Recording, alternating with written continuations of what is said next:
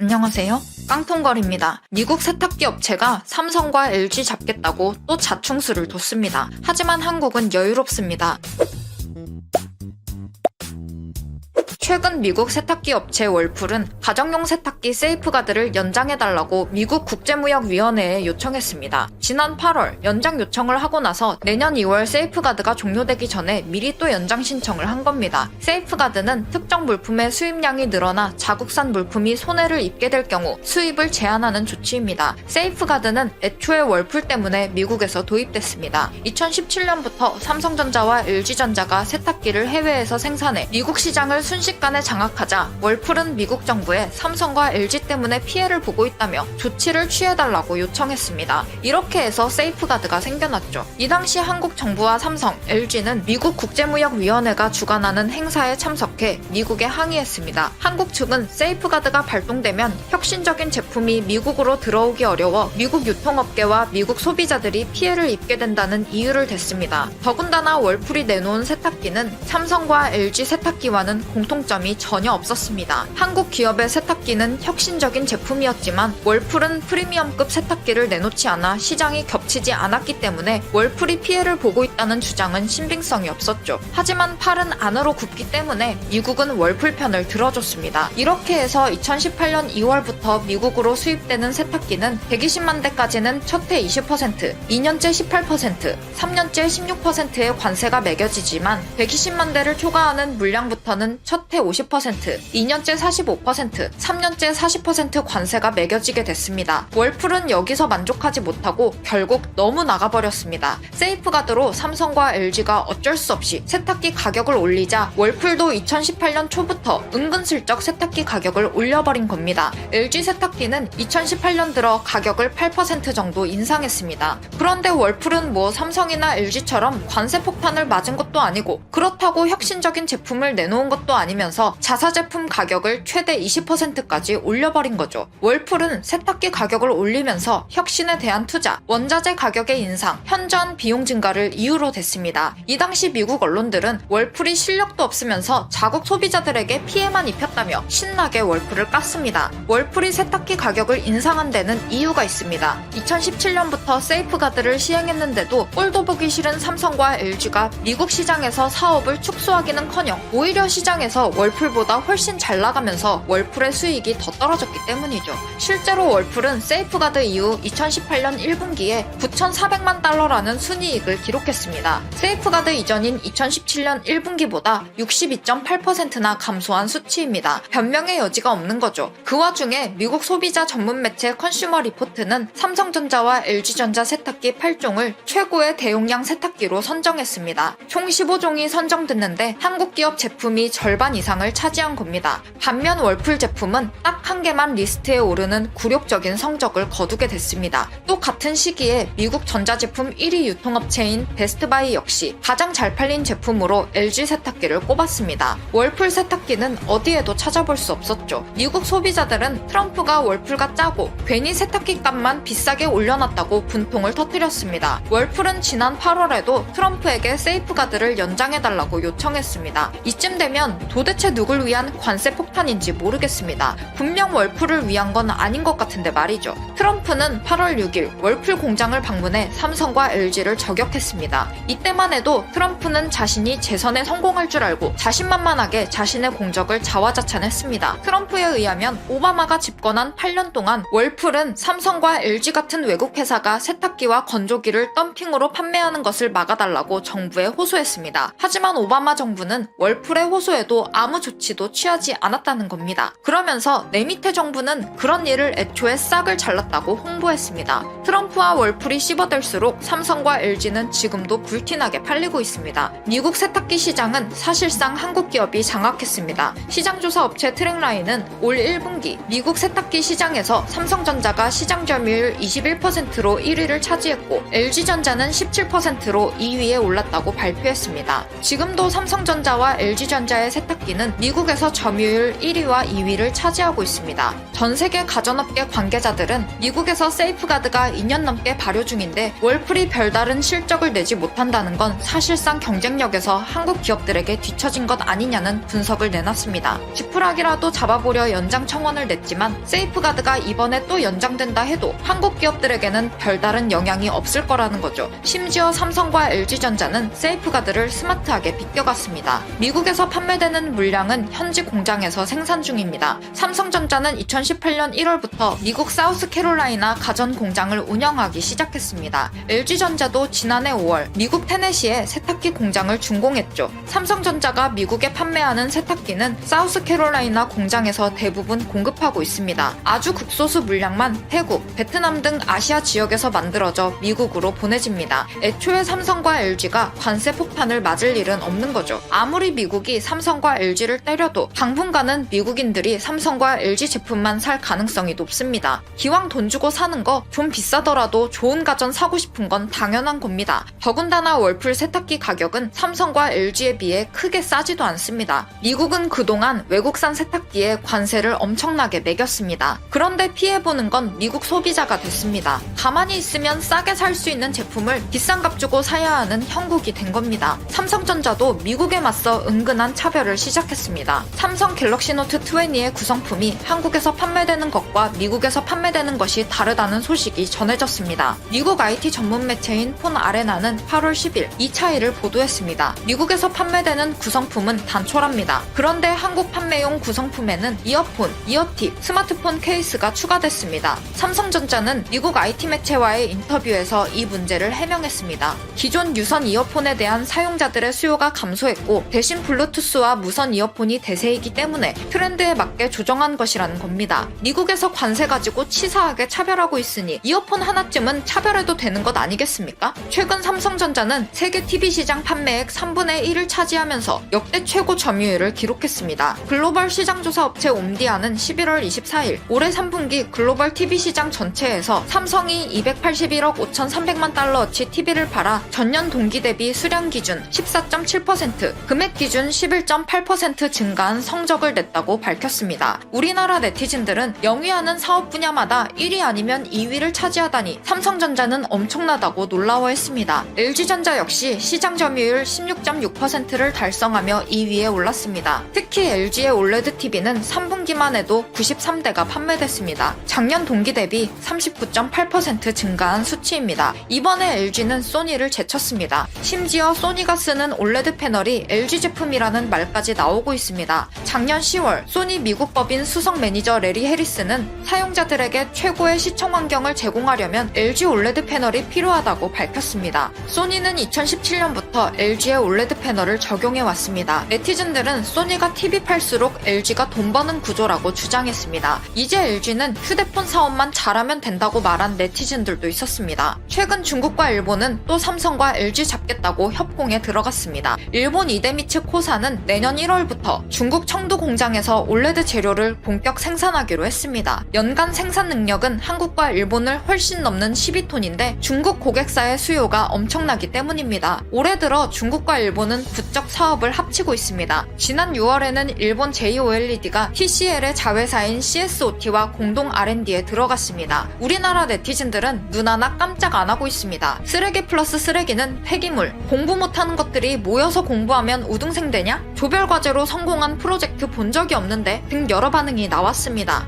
요즘 삼성과 LG는 본의 아니게 계속 마케팅을 당하고 있습니다. 얼마 전 LG전자는 기네스북에 올랐습니다. LG는 저진동 드럼 세탁기 내구성을 입증하기 위해 세탁기 위에 카드를 쌓았습니다. 카드 쌓기 분야 세계 기록 보유자인 브라이언 버그는 LG 드럼 세탁기 위에서 12시간 동안 3.3m 높이의 카드탑을 쌓아 세계 기록을 세웠죠. 그런데 LG전자는 이마저도 홍보를 제대로 안 했습니다. LG전자 공식 홈페이지에는 세탁기 위에 쌓인 카드 일부만 사진으로 나와 있고 동영상조차 재생이 안 되고 있습니다. 답답함을 느낀 한 네티즌은 LG전자 페이스북에서 어렵게 전체 사진을 찾아 커뮤니티에 게시하기도 했습니다. 지난 5월에는 인종차별 반대 시위에서 폭도들이 가전제품 매장을 털고 가장 먼저 삼성의 QLED TV를 들고 나왔습니다. 일반 사람들이라면 옮기기 쉬운 카메라나 스마트폰을 싹쓸이해서 나오겠는데 이 시위대는 기다렸다는 듯 자기 몸체만한 삼성 TV를 거의 끌다시피 해서 밖으로 빠져나왔습니다. 의지가 대단한 거죠. 이 밖에도 삼성, LG의 전자제품들이 모조리 털렸습니다. 이 삼성 로고가 고스란히 정치권이 매스컴을 탔습니다. 이 당시 우리나라 네티즌들은 미국에서 가전제품 털리는 1순위가 삼성과 LG라며 놀라워했습니다. 세탁기를 들고 나오기엔 TV보다 훨씬 무거워 역부족이었나 봅니다. LG 세탁기도 들고 나왔으면 좋았을 텐데 아쉽습니다. 오늘 준비한 영상은 여기까지입니다. 끝까지 시청해주셔서 감사합니다.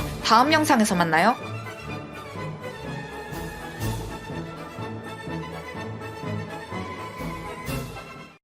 일본의 정치권이 술렁이고 있습니다. 일시적인 스캔들로 끝날 줄 알았던 벚꽃을 보는 모임 의혹 수사가 현 내각까지 궁지로 몰아넣고 있습니다. 일본 언론들은 지난 25일 벚꽃 모임 관련 기사를 대대적으로 내보냈습니다. 전야제가 열린 호텔 측이 식대, 대관비 등 행사 비용 총액이 적힌 견적을 아베 전 총리 측에게 미리 보여준 사실이 밝혀졌기 때문입니다. 아베 전 총리는 몰랐다고 발뺌했지만 실은 다 알고 있었던 거죠. 아베 전 총리는 재임 시절 정부 예산으로 매년 봄 왕실 가족과 유공자, 외교사절 등을 벚꽃으로 유명한 도쿄의 유원지 신주쿠 교엔에 초청하는 벚꽃 모임을 열었습니다. 해당 모임에 자신의 지역구 주민들을 대거 초청해 논란이 일었죠. 더구나 모임 전날 도쿄의 최고급 호텔에서 지역구 주민과 후원의 인사들을 불러 전야제를 열었고 이 행사의 비용 일부를 아베 전 총리 측이 대납했다는 의혹도 불거졌습니다. 작년까지 지난 5년간 이 행사로 호텔 측에 지급한 총액은 2,300만 엔, 우리 돈 약 2억 4,500만 원이었습니다. 참가자들로부터 거둔 회비는 절반 정도에 그쳤죠. 나머지 차익을 아베 전 총리 측이 부담한 것입니다. 중요한 부분은 크게 세 가지 정도로 요약할 수 있을 것 같습니다. 첫 번째는 모임에 초대한 사람들입니다. 원래는 유공자나 외교사절 등 국가를 위해서 노력한 사람들이어야 합니다. 하지만 아베 전 총리는 자신들의 지지자를 불러 모았죠. 초청자 중에는 다단계 사기꾼 등 문제가 있는 인사들도 많았습니다. 두 번째 문제는 이런 인사들을 초청하고서는 혈세로 행사 비용을 처리했다는 것입니다. 즉, 자신의 지지자 모임을 세금으로 해결했다는 것이죠. 세 번째 문제는 아베 전 총리가 거짓말을 했다는 것입니다. 그동안 그는 국회나 기자회견 등 공식 석상에서 이렇게 주장해왔습니다. 호텔 측이 참가자들이 낸 회비 외에 비용을 지급하지 않았고 그 이상의 서비스를 제공받지도 않았다. 호텔 측으로부터 사전 견적도 받은 바가 없다. 하지만 이번 보도에서 거짓말이라는 사실이 들통났습니다. 사실 그가 정계에서 물러나 있는 이유도 벚꽃 모임과 관련이 있습니다. 정치자금법과 공직선거법 위반 혐의로 검찰에 고발된 아베 전 총리 측은 관계자 20여 명이 도쿄지검 특수부에 소환돼 조사를 받고 있습니다. 언론들은 호텔 측으로부터 사전에 견적을 전달받은 아베 전 총리 측이 행사가 열리기 전부터 비용의 일부를 부담하는 것을 인식하고 있던 것으로 보인다고 확신했습니다. 현재 검찰은 호텔 측으로부터 행사 비용 영수증 및 명세서 등을 제출받아 자세한 경위를 조사 중입니다. 문제는 현 총리인 스가입니다. 아베 전 총리의 주장이 거짓이라는 정황이 드러나면서 사태의 불똥은 스가 총리에게도 튀었습니다. 스가 총리는 취임 전 일본 정부의 대변인격인 관방장관으로서 아베 전 총리의 입장과 주장을 적극적으로 대변해왔습니다. 지난 25일 참의원 예산위원회에 참석한 스가 총리는 야당 의원들의 집중 추궁을 받았습니다. 그러자 강하게 맞대응했습니다. 만약 아베 전 총리의 주장이 사실이라면 같은 답변을 했던 나도 책임이 있다. 네, 검찰 조사 결과가 나오면 자신도 함께 책임을 지겠다는 것이죠. 물러나겠다는 의미일까요? 일본 내 진보 언론으로 꼽히는 아사히 신문은 이런 분석을 내놓았습니다. 이번 사태가 아베 전 총리를 계승한 스가 총리 정권 운영에도 타격을 줄 가능성이 있다. 야권은 이제야 기회를 잡은 듯 공세의 수위를 최고조로 높이고 있습니다. 중의원 예산위원회 이사회에서 야당 의원들은 강력하게 주장을 내놓고 있습니다.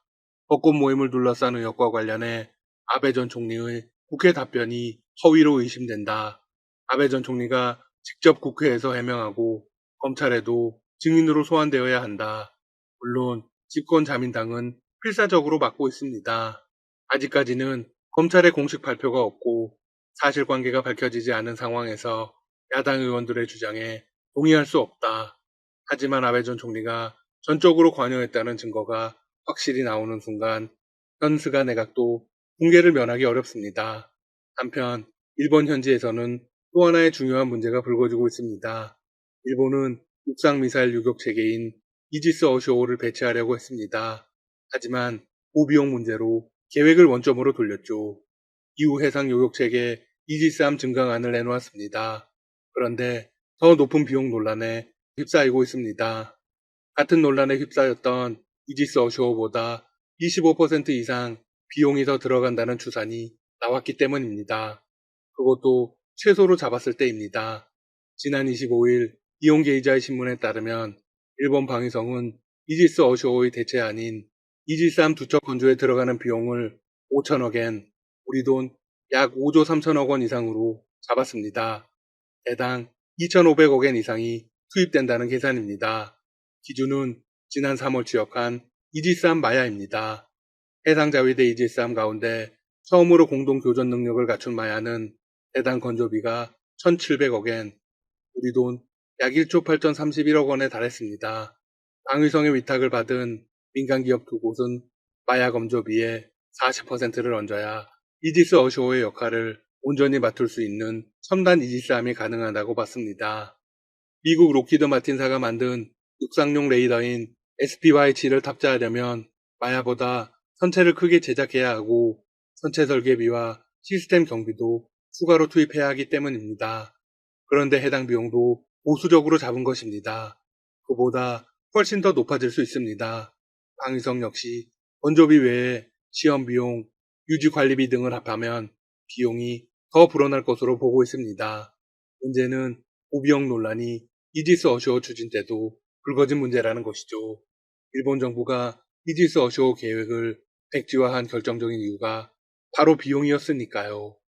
따라서 이지스 증감함 역시 고비용 군비 경쟁에 불과하다는 비판이 꾸준히 제기되고 있습니다. 이런 여론을 의식해 일본 정부는 지난 9월 내년도 방위 예산 요구안을 짜면서 이지스 어쇼어 대안에 관한 내용을 공란으로 두기도 했습니다.